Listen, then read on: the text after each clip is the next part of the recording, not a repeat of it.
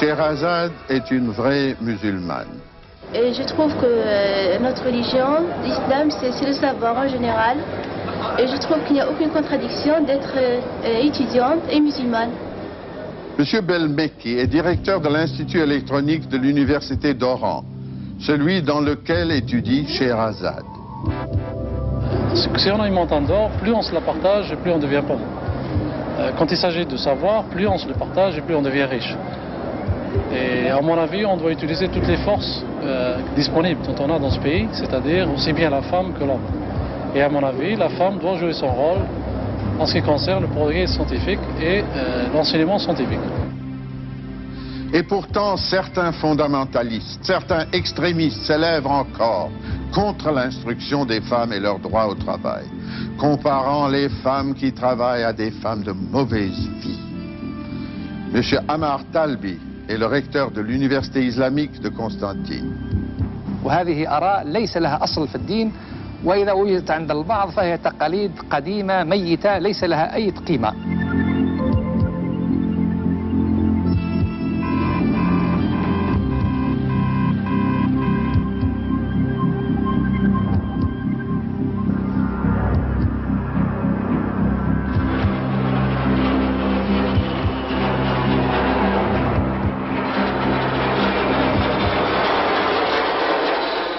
Après l'indépendance, l'industrialisation du pays a été dans un premier temps frappée de gigantisme, développée sur un mode socialiste de grands conglomérats. La plupart des grands secteurs, pétrole, gaz, industrie lourde, sont désormais subdivisés en entreprises de dimension plus humaine. Les responsabilités ne sont plus diluées dans un océan de bureaucratie et de paperasserie. Mais il faut redonner des motivations, de l'intérêt à chacun.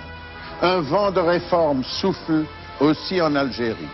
La transformation des mentalités, c'est sûrement le problème le plus délicat à aborder aujourd'hui.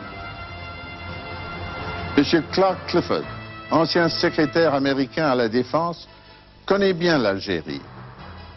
La tendance à construire une industrie lourde a diminué. Plus d'attention est donnée au développement de l'agriculture et de ses énormes possibilités. En effet, après l'indépendance, l'autogestion, les coopératives imposées et la nationalisation de grands secteurs de l'agriculture se sont avérés très dommageables pour l'avenir de l'Algérie. La majeure partie des paysans se désintéressent d'un produit de la terre qui ne leur appartient pas. Beaucoup ne voient pas la différence entre le colon, qui leur prenait presque tout, et l'État, qui ne leur laisse presque rien. Mais le gouvernement pratique désormais une politique plus réaliste en matière agricole.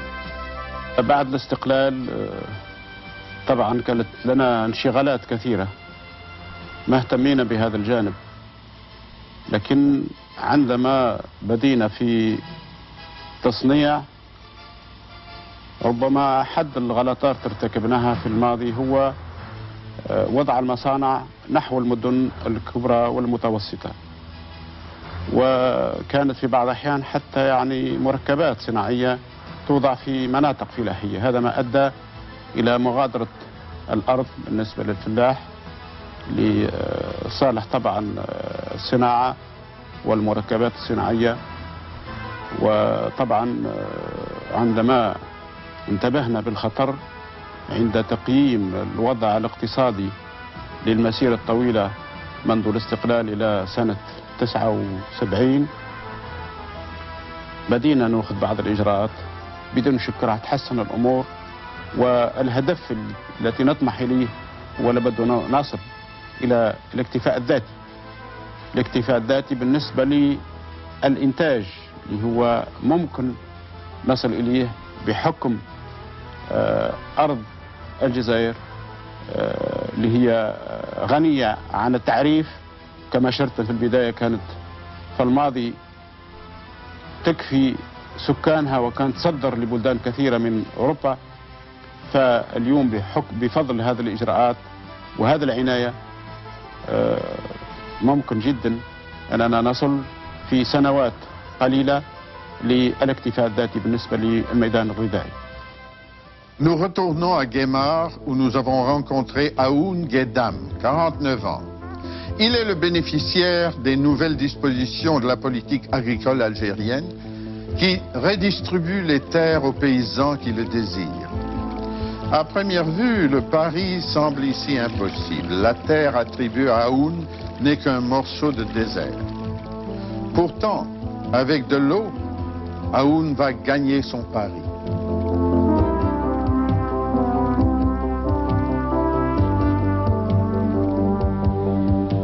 Selon une loi universelle, les paysans obtiennent de bien meilleurs rendements quand ils peuvent disposer librement du fruit de leur travail. Et c'est valable partout. En fait, pour Aoun, la privatisation, ça marche. Il a déjà doublé son revenu annuel en espace de 2 ans. Restons encore un moment à Guémar.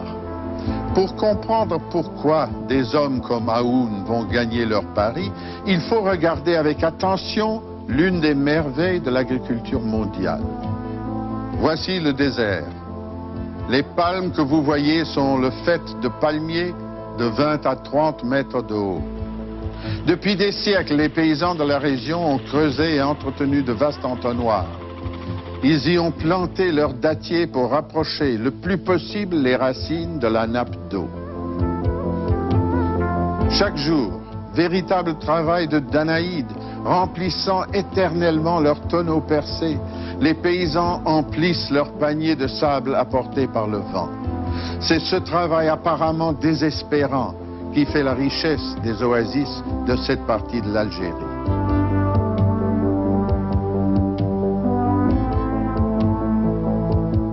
L'expérience n'enrichit pas que les hommes. Pour quitter Guémar sur une note d'humour, regardez comment ces belles vaches normandes, arrivées depuis peu dans la région, avalent goulûment les bonnes dattes sucrées.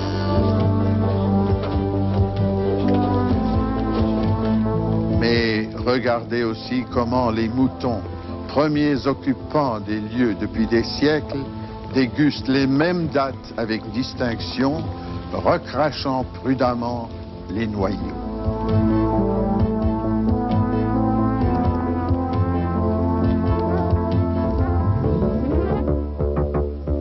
Depuis quelques années, l'Algérie a modifié son plan industriel. Monsieur Bengana, directeur de production de l'usine de composants électroniques de Sidi Bel Abbès. Ceci est le premier circuit intégré fabriqué en Afrique, en Algérie, à Sidi Bel Abbès, en 1980.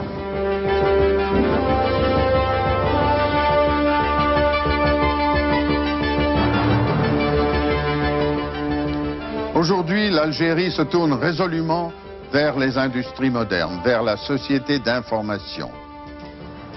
Partout en Algérie, de plus en plus d'enfants et d'adultes apprennent à se servir de l'outil moderne de la connaissance, l'ordinateur personnel.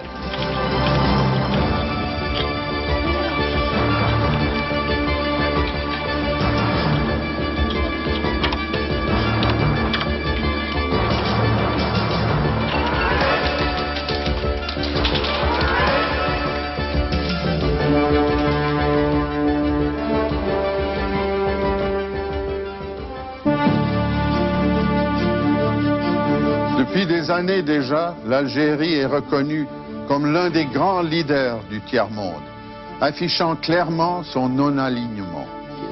انتمائنا وإيماننا بسياسة عدم الانحياز أيمانا حقيقة ينبع على مبادئنا وموقفنا قبل حتى ما تستقل الجزائر.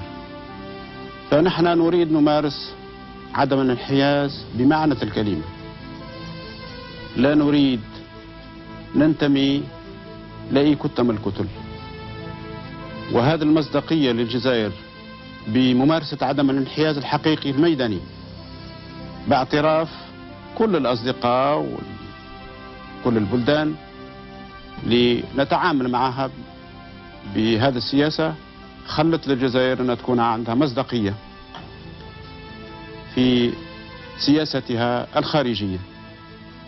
وهذا ما أدى كذلك للجزائر أنها تساهم مع دول أخرى في معالجة بعض القضايا الحساسة، وهذا ما أدى ربما نجاح الجزائر في تدخلاتها من أجل السلم لإنهاء المشاكل المطروحة هنا وهناك، وبالأخص في بعض المناطق.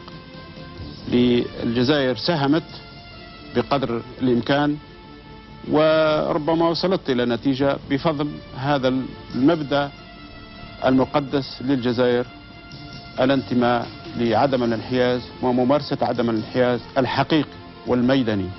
Monsieur Andrew Young, maire d'Atlanta, ancien assistant de Martin Luther King et démocrate plein d'avenir, au dire des sondages américains. Parce qu'ils refusent d'être des marionnettes, nous avons tendance à dire qu'ils sont dans le mauvais camp.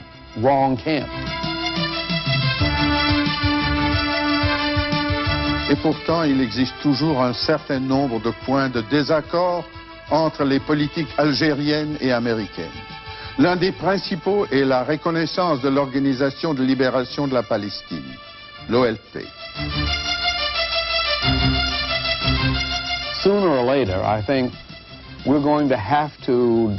Nous allons devoir faire attention à impliquer toutes les parties du conflit du Proche-Orient dans des négociations qui sauveront cette région du terrorisme et du chaos. Ça a toujours été la position algérienne. Et depuis quelque temps, c'est ma position. Et je pense que c'est la bonne position. Et que les États-Unis et les autres nations devraient l'adopter avant qu'il ne soit trop tard.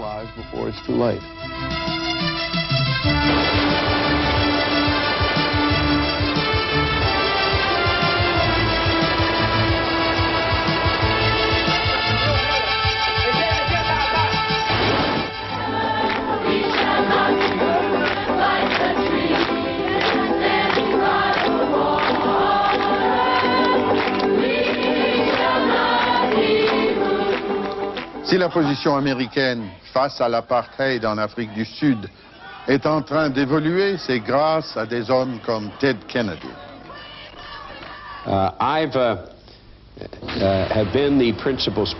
J'ai été le principal soutien au Sénat américain contre l'apartheid. J'ai noté que parmi les nombreux pays ayant pris une position très marquée contre l'apartheid, l'Algérie est aux avant-postes.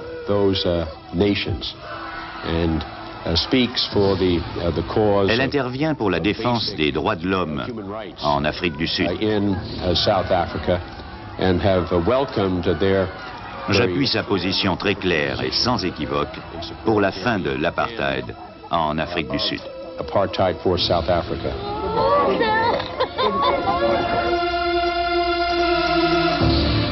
Mais c'est incontestablement la politique de médiation qui réussit le mieux à l'Algérie.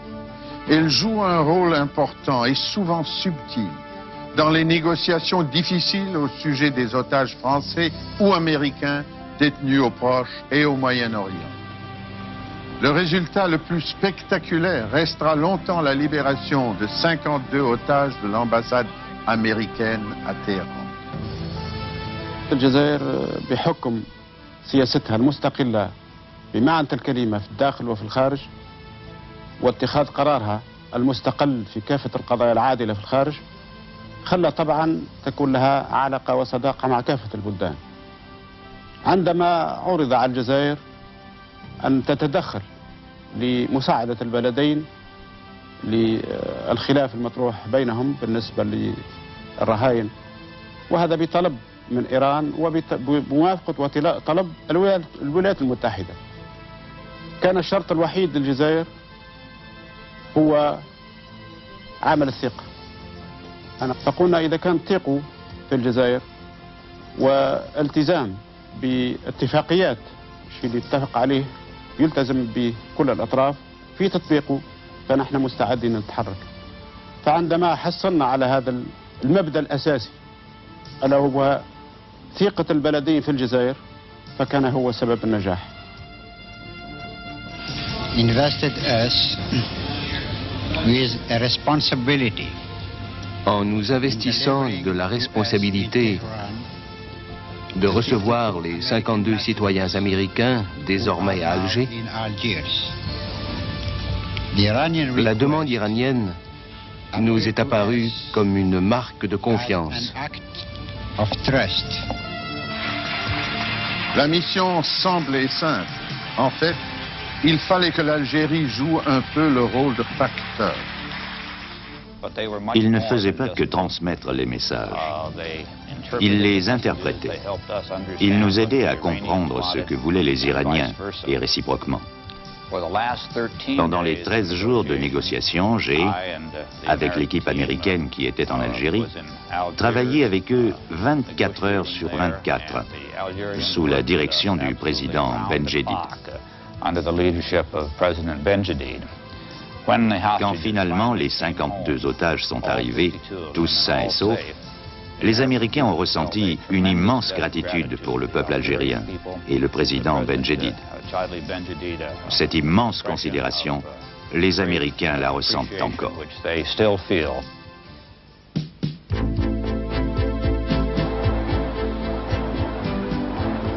Mais il ne faut pas croire que tout soit rose en Algérie. L'Algérie n'est pas une île. La crise économique mondiale, la dette du tiers-monde, l'Algérie n'en est pas épargnée. Il ne faut pas oublier que les pays les plus développés, Amérique du Nord, Europe, Japon, font face eux aussi à la crise, avec plus de 35 millions de chômeurs. Dans les pays du tiers-monde, c'est encore pire. Et pourtant, le Nord profite toujours du Sud. Le Sud a donc besoin de trouver ses propres solutions pour survivre. دول الكثير من بلدان دول الجنوب تمتلك إمكانيات بما يسمى تكنولوجيا لنقدر نستغنى عليها بالنسبة للبلدان المصنعة. وبفضل هذا التعاون والتكامل بين بلدان الجنوب ممكن جدا نخفف على أنفسنا الضغوط، لأن عندما نتعاون مع بعضنا أي دول الجنوب ما عندناش خلفيات سياسية، لأننا غالبية دول الجنوب تنتمي لحركة عدم الحياد. De ce court voyage en Algérie, avec les magnifiques images que je rapporte, je retiendrai quelques réflexions. La première, c'est que les Algériens sont profondément attachés à leur terre. Écoutez Hassiba. Je pense que c'est un bon pays, car il est mon pays. C'est mes origines ici. J'aime bien ce pays. Et s'il le faudra, je ferai la même chose que mes ancêtres. Sacrifier tout pour ce pays. J'espère qu'elle n'aura jamais à le faire, se battre avec un fusil. Mais on peut être certain que l'Algérie peut compter sur elle. Et c'est essentiel. Car, et c'est l'autre leçon que je tire de ce voyage, c'est que dans un monde en difficulté, un pays ne peut compter que sur lui-même pour survivre et pour progresser. En effet, le pétrole s'épuise, le gaz aussi. La crise mondiale est loin d'être terminée. Ne l'oublions pas, 75% des Algériens ont moins de 30 ans. Or, les ambitions de la jeunesse ne sont pas les mêmes que celles de leurs parents. Si, comme eux, ils sont épris de liberté, ils veulent aussi réussir leur vie, s'épanouir intellectuellement et matériellement. Leur éducation, leur instruction est un défi pour le pays. Un défi aussi important que tous les efforts de développement accomplis jusqu'alors. Et ce défi, c'est l'avenir de l'Algérie. احنا نريد يعني المداخيل او ثروات الدولة توجه الى مصلحة المواطن وبناء المستقبل. والدليل على هذا كذلك الجزائر لها الشجاعة، عندها الشجاعة السياسية أن تصلح غلطاتها. ما عندهاش عقدة عندما يطرح موضوع أو مواضيع بالنسبة للتنمية الوطنية، ونرى من الضروري أننا نصلح، فلدينا الشجاعة الكافية السياسية لاتخاذ الإجراءات اللازمة وتصليح الأمور لمصلحة الوطن ولمصلحة الثورة ولمصلحة المجتمع الجزائري فحسب. هذا هو المبادئ الأساسية اللي ترتكز عليهم الجزائر بالنسبة للبني الداخلي، وكذلك انطلاقا من سياستنا في الداخل تعكس سياستنا في الخارج في كافة المجالات للدفاع على القضايا العادلة، وندافع على هذه القضايا بموقف مستقل لا يخضع لأي طرف ولأي ضغوط خارجية.